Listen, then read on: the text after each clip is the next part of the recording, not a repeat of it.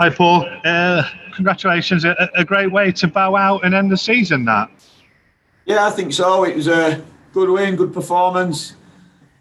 Delighted for the fans that they were in and delighted for the players to get a win in front of the fans. And as I said to the players, listen, I felt they deserved a win before the game, just how they've approached my time here. They've worked hard, but you have to earn it. And I thought we really earned that today. Some of us play was very good. We were a threat on the counter, which we've not been in a lot of games, and we defended our box very, very well. So, really pleased with them and really pleased for them.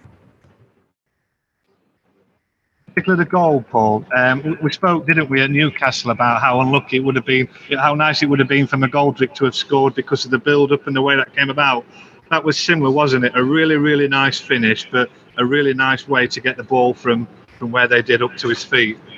Yeah, listen, one thing we've tried to do a lot of work on is obviously creating chances and scoring goals, and whilst not losing strength at the other end, and it's been tough, but it's a tough league to score goals in, tough league to play in. But the pleasing thing, as you said, about that opportunity at Newcastle and the goal today was, it was straight from the training ground in terms of positions. We had people in the positions that Dids picks the ball up in. But then the quality of Dids' turn, strike, and obviously finish, that's just a moment of quality and class that you need to win games. And just obviously from what happens now, Paul, what's happening with you now? Have you been told what's happening with your future yet? No, nothing. I had a brief chat with Steve yesterday, and I just said I'm in tomorrow. We've got a 23s final that we want to win tomorrow on Bramall Lane, which is important that we do that so they can finish off a good season, the young players. And then, I'll be getting my feet up, a bit of time away with the family. You expect him to remain in interim charge then? No. I'm expected to, like I said, get my feet up and chill out a bit. I'm hoping, like probably yourself, Nate, everyone that we make a decision appointment. I think it's really important that we do. Really important that we do, that everyone understands who's going to be taking the team next season. There's players in there need talking to, the staff in there need talking to, and it's really important that we make the decision quickly. Manager will have been watching that. It would have been nice to have seen him get a win, get players get a win, to the fans inside the stadium. It just gives a little bit of a nod towards what he's going to be walking into, isn't it? Yeah, we've said it all along. To keep the group together, you're going to have a great chance next season. As I said, we've done well in terms of 3 wins is decent out of the 9 league games, whatever, after the cup defeat to Chelsea. In this league, but we need to get more wins than that in the Championship. You know that. You've got to go from the amount of wins we've had this season to getting above 20, 25 wins, because that's going to be the aim, to get out. But I believe that this group can do it. And I think whoever, as you said, if whoever's going to be in charge is taking over a good group, a good hungry group. Listen, they still need pushing, they still need driving. Standards can't slip, or you're not going to be at the top end. But certainly enough quality in there. Thanks, Paul. Have a good summer and all the best. Andrew, mate, thank you. Shieldsy. Look at that, straight off mute as well. Quick as you like. It's. I'm just wondering, Paul. At the end of that, I know you'll always have a little bit of a debrief in the dressing room. What did you say to the players at the end? Yeah, a bit about next season. There's nothing there to be up at the top. You get what you deserve. So I said, we have to earn wins. We certainly earned it. So praise for that.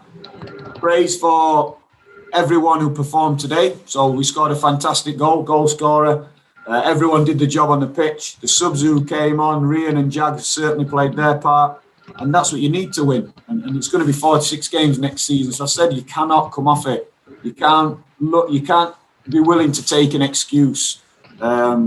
You can't, or you're not going to be competing at the top end. And it's down to each individual player to drive themselves forward and to drive the team forward. And that's what I've left them with there. Do you think as well the performance today perhaps underlined how much of a loss not having fans inside the ground has been to the football club? Yeah, listen, I've said it before. I know it's affected this group of players and this club. It was one way that we could level the playing field, if you like. I said I've brought teams here when Sheffield United have been playing well and the lane's been full, and it's tough. It's tough. The fans are a 12th man.